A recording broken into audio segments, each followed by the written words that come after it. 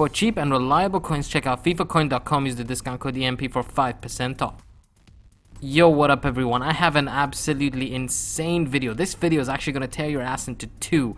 It is so amazing. I should have done this a while ago. Basically, I'm going to be showcasing some of the most expensive squads, something billionaire kids would only be able to afford. Now, I'm not going to put any of their information in the description, anything like that, because it's personal and I do not want these guys to get hacked or anything like that. But yeah, check it out. Starting from the top, now look at this. Full team of the year, almost.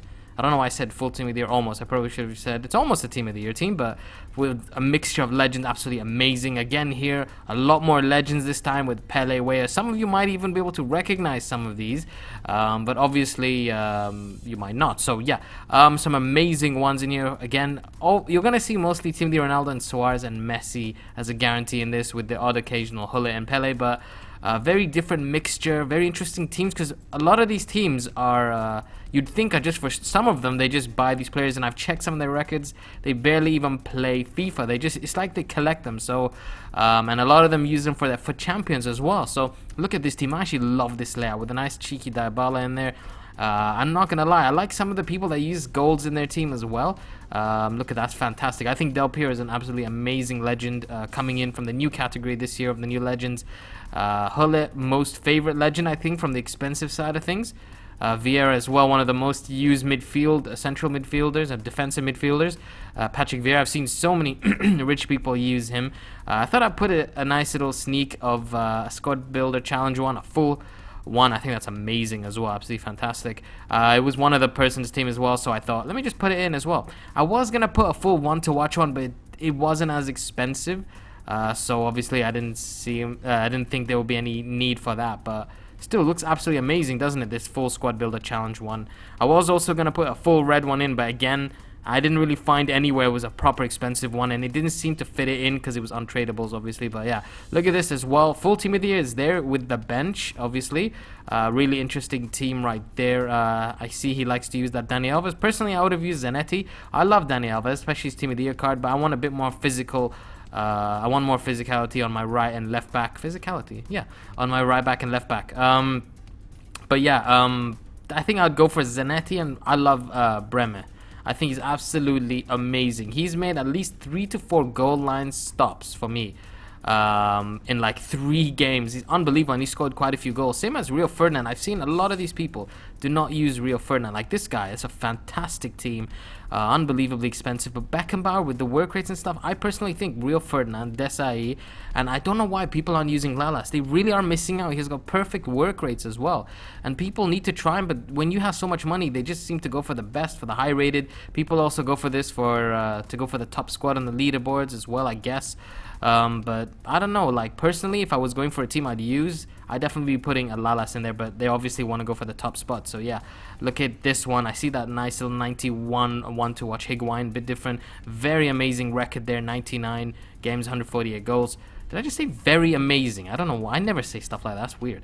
But Suarez, as you can see, the Higuain has a better ratio than Suarez, but when you have an absolutely insane team, you find it difficult to decide who to give the ball to the most, because if you have a team based on one player, that guy's most likely gonna get the good goal to game ratio. So, but when you have a team like these, like, it's just, how are you gonna cope? And look, that's also weird. I just noticed that Inform Perisic in that team, but and also the Catermo. What is that doing there? I have no idea. 4 games played, first own. That's very interesting. But yeah. Well, I'm not gonna question him.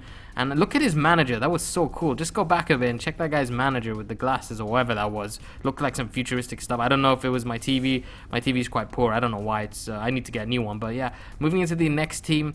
Again, the typical legends are there.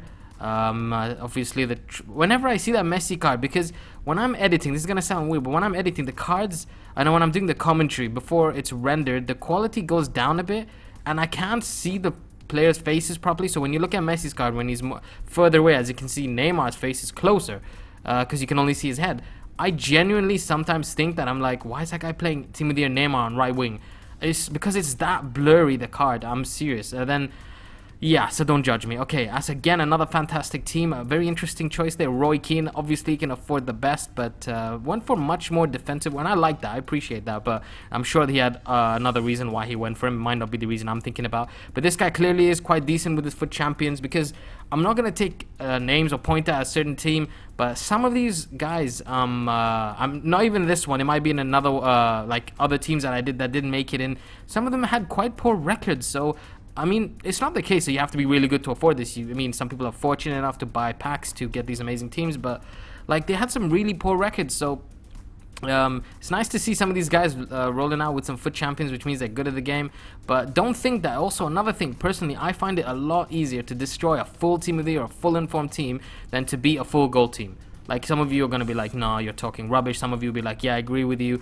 But you have to experience both sides of it. And I promise you, like, you might have come up against one or two really expensive teams. If you come across a lot of them, you will always see that it's always going towards that. You find it a lot easier and comfortable to take on full team of the years, because I kind of feel like, I'm not saying handicap, but I do feel it's harder when you have a full team of the year team. I don't know why. I feel like, for example, I used team of the year PK and then compared him to Lalas. I love Lalas, but for example, also a team of the year Iniesta. Sometimes when I'm dribbling, the ball just leaves him for no reason. And this is not just this year. It happens all the time on FIFA, where a really high-rated player is not always that good. Like team of the year Neuer.